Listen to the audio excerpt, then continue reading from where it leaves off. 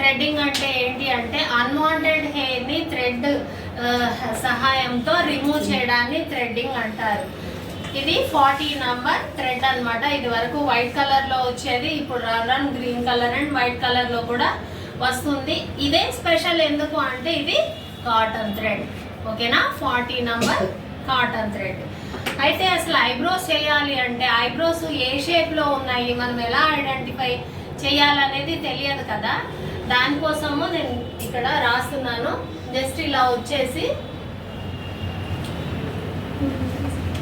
ఇది స్ట్రైట్ అన్నమాట. అంటే ఏంటంటే ఒక దగ్గర స్టార్ట్ అయింది, ఎండ్ వచ్చే వరకు ఇక్కడ ఆగిపోయింది, ఇలా దిగలేదన్నమాట. ఓకేనా, దీన్ని మనం స్ట్రైట్ షేప్గా ఐడెంటిఫై చేసుకోవాలి. అలాగే సెకండ్ వచ్చేసి రౌండ్ అన్నమాట. ఇలా డిఫరెన్స్ అర్థమవుతుంది కదా. ఇది రౌండ్ షేప్, అన్నీ కూడా మీకు బుక్లో కూడా ఉన్నాయి, బాగా వినండి. ఇది రౌండ్ షేప్. ఇంకోటి వచ్చేసి యాంగ్యులర్ షేప్ అనమాట. యాంగ్యులర్ షేప్ ఎలా ఉంటుంది, ఇలా స్టార్ట్ అవుతుంది, ఒక పాయింట్ అలా వెళ్ళిపోతుంది, అక్కడ నుంచి క్రిందకి దిగుతుంది అనమాట, ఇలా పైకి వెళ్తుంది. ఇది యాంగ్యులర్ షేప్. ఇది కాకుండా ఇంకా ఆర్చ్డ్ అని ఉంటుంది. ఆర్చ్డ్ ఎలా ఉంటుందంటే ఇలా. ఇది చాలా తక్కువ మందికి ఉంటుంది. స్టార్టింగ్లో బ్రాడ్గానే స్టార్ట్ అవుతుంది, ఎండ్ కూడా బ్రాడ్గానే ఎండ్ అవుతుంది. జనరల్గా ఇది జెంట్స్లో ఎక్కువగా ఉంటుంది, కానీ లేడీస్లో చాలా తక్కువ మందికి ఉంటుంది. అండ్ హెయిర్ కూడా వచ్చేసి ఒక సైడ్ ఫాలింగ్ అవ్వకుండా అక్కడక్కడ కర్ల్స్ లాగా కనిపిస్తుంది అనమాట. Round, angular, wavy and Chinese. మనకి వీటితో ఇప్పుడు సంబంధం లేదు, ఎక్కువగా ఉండేది స్ట్రైట్, రౌండ్ అండ్ యాంగులర్. పైన యాంగులర్ ఉంటుంది, కింద కూడా యాంగులర్ ఉండాల్సిన అవసరం లేదు, ఉండదు కూడా. ఓకేనా, కింద అనేది రౌండ్ షేప్ ఏదో ఒక షేప్ ఉంటుంది. మనము పైన ఉన్న షేప్ని కన్సిడర్ చేసుకోవాలన్నమాట. దాన్ని బట్టి వాళ్ళకి ఐబ్రోస్ అనేది చేయాలి. ఓకేనా, ప్రొసీజర్లో ఏంటి అంటే క్లయింట్ ప్రిపరేషన్. ప్రతి దానిలో మనకి క్లయింట్ ప్రిపరేషన్ అని ఉంటుంది. క్లయింట్ ప్రిపరేషన్ ఏంటి, కస్టమర్ రాగానే బ్యూటిషియన్ ఏం చేయాలి, థ్రెడ్డింగ్ కొరకు వచ్చిన కస్టమర్ యొక్క ఐబ్రోస్ ఏ షేప్లో ఉన్నాయి, మనం ఏ షేప్ చేయాలి అనేది ఇమాజిన్ చేసుకోవాలి.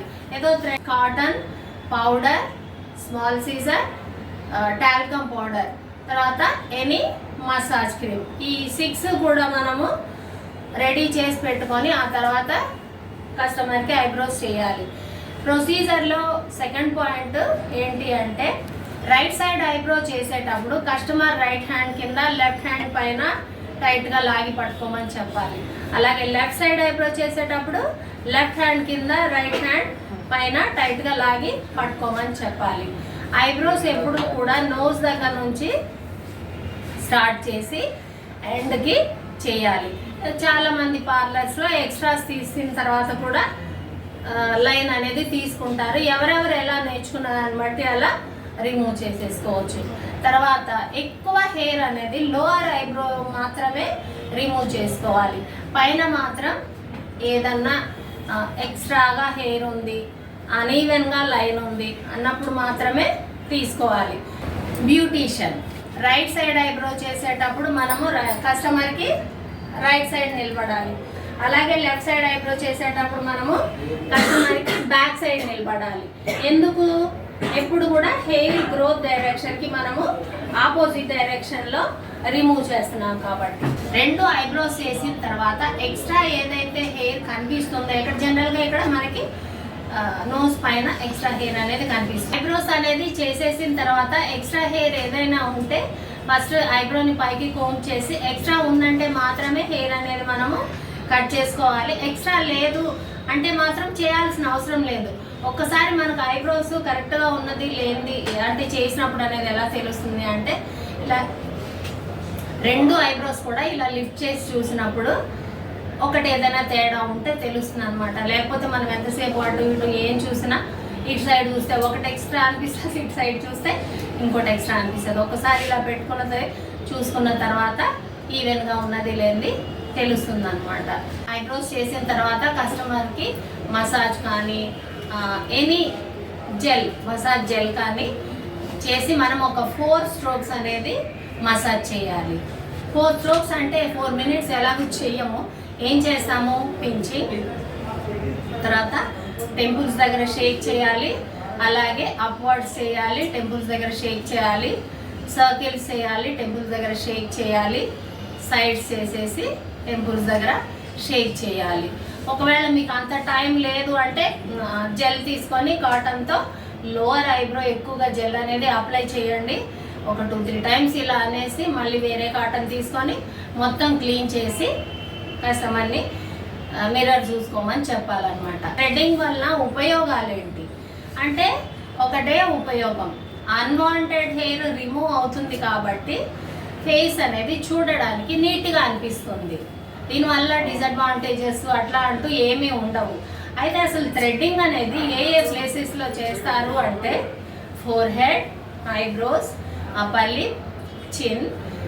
తర్వాత వ్యాక్సింగ్ చేసిన తర్వాత 1 or 2 హెయిర్స్ హ్యాండ్స్ మీద కానీ లెగ్స్ మీద కానీ మిగిలిపోతాయి.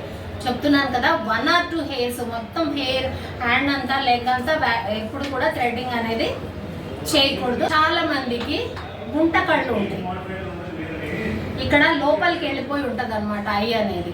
అప్పుడు ఈ ప్లేస్లో, ఈ 2 ప్లేసెస్లో ఎంత చేసినా 1 or 2 హెయిర్స్ అలాగే మిగిలిపోయి ఉంటాయి.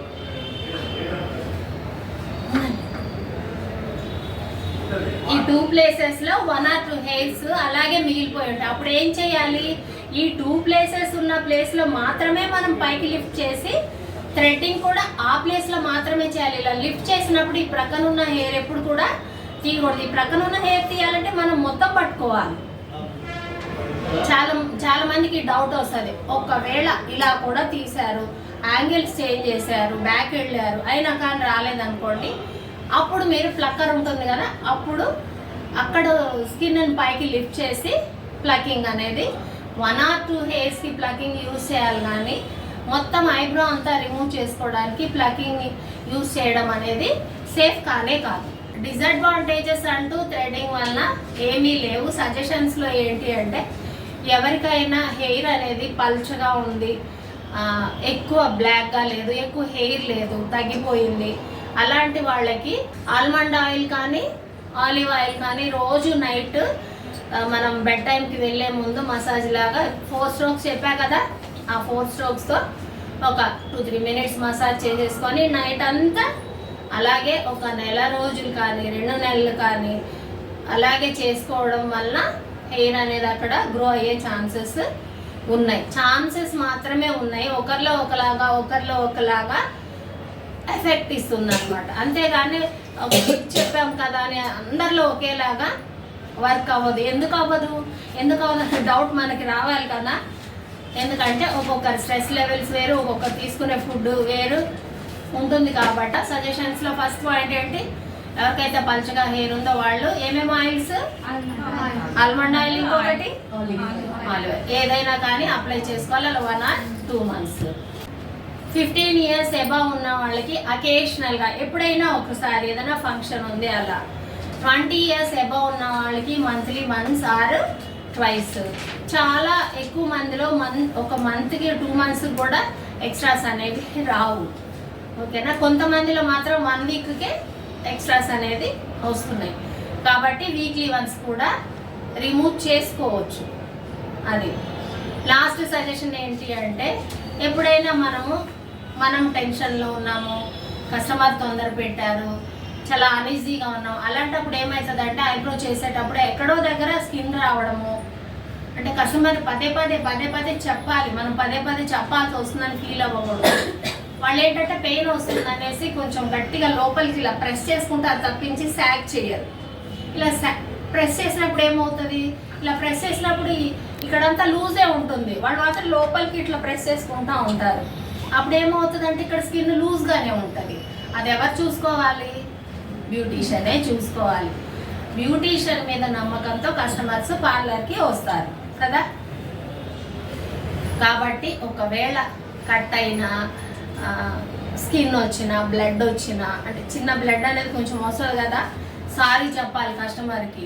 తర్వాత షేప్ అవుట్ కూడా ఒక్కొక్కసారి అయిపోతూ ఉంటుంది.